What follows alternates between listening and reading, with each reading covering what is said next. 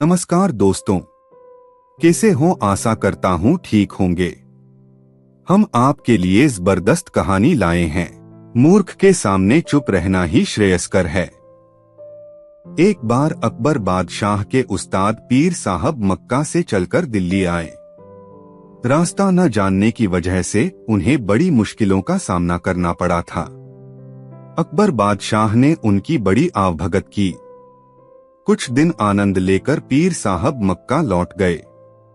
जब पीर साहब चले गए तो अकबर बादशाह ने बीरबल से पूछा, बीरबल, क्या तुम्हारे भी कोई गुरु हैं जैसे कि मेरे पीर साहब हैं? यदि हैं तो वे कहाँ रहते हैं? कभी आते जाते भी हैं या नहीं? बीरबल ने जवाब दिया, जहांपना, मेरे भी गुरु हैं, लेकिन वह बाहर रहते हैं, कहीं आते जाते नहीं। हाल ही मैंने सुना है कि मेरे गुरुदेव किसी को कुछ बताते भी नहीं और कभी किसी से एक पैसा भी नहीं लेते। रुपए पैसे का उन्हें लोभ नहीं है।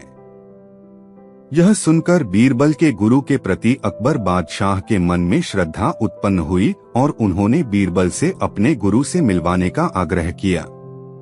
अकबर बादशाह से बातें करके जब बीरबल रास्ते में आए तो उन्होंने देखा कि लकड़ी बेचने वाले एक बूढ़े ने परिश्रम करके लकड़ियों का एक गट्ठर बांधा हुआ है।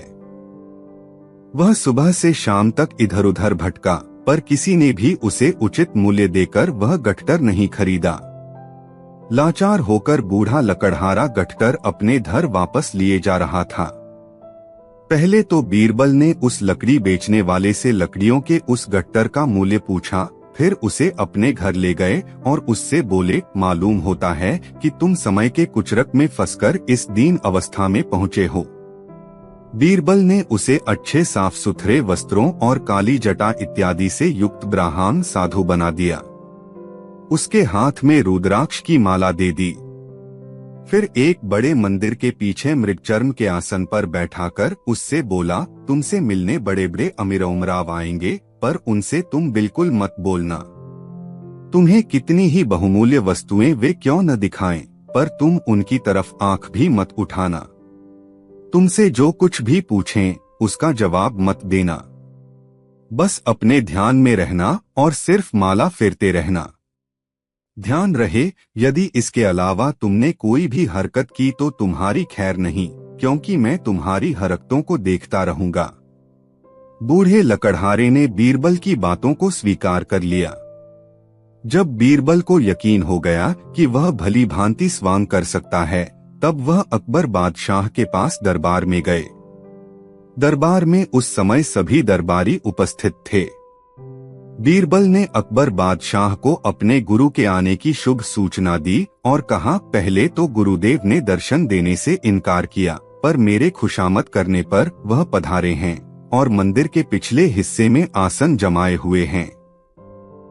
उन्होंने आप लोगों को दर्शन देना भी स्वीकार कर लिया है, लेकिन मुझे साथ आने को मना कर दिया है।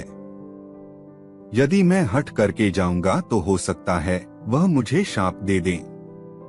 अतः आप और लोगों के साथ उनके दर्शन करने के लिए जा सकते हैं। बीरबल को छोड़कर अकबर बादशाह के साथ सभी दरबारी गुरुदेव के दर्शन करने के लिए गए। अकबर बादशाह ने गुरुदेव के सामने जाकर सादर मस्तक झुकाया। फिर बैठकर उनसे पूछा, गुरुजी, अपना निवास स्थान तथा शुभ नाम इस दास को भी बताने की कृपा करें। गुरुदेव भी किसी ऐसे वैसे के चेले नहीं थे। अकबर बादशाह की बातें सुनी अनसुनी करके वह अपने ध्यान में ही रहे। अकबर बादशाह फिर बोले, भगवन, मैं सारे हिंदुस्तान का बादशाह हूँ और आपकी प्रत्येक इच्छा पूर्ण करने में समर्थ हूँ। आप कृपा करके एक बार मेरी ओर नजर उठाकर देख लें तो मैं आपको धन्य समझूंगा। इस पर भी जब गुरुदेव ने ध्यान नहीं दिया तो अकबर बादशाह ने 10,000 रुपए मूल्य का कड़ा, जिसे वह स्वयं पहने हुए थे, हाथ से उतारकर गुरुदेव के चरणों में यह सोचकर रख दिया कि लालच में शायद कुछ आशीर्वाद देकर इस बहुमूल्य कड़े को स्वीकार कर लें। परंतु जब कुछ नतीजा न निकला तो निराश होकर अकबर बादशाह वहां से उठ खड़े हुए और बोले, जो आदमी अतिथि के साथ ऐसा व्यवहार करे उस कठोर हृदय से बातें करना भी मूर्खता है। अकबर बादशाह को क्या पता था कि ऐसे मूर्ख से सामना होगा। उन्होंने वह कड़ा बीरबल के यहाँ भिजवा दिया, क्योंकि दान की वस्तु बादशाह के महल में कैसे आ सकती थी।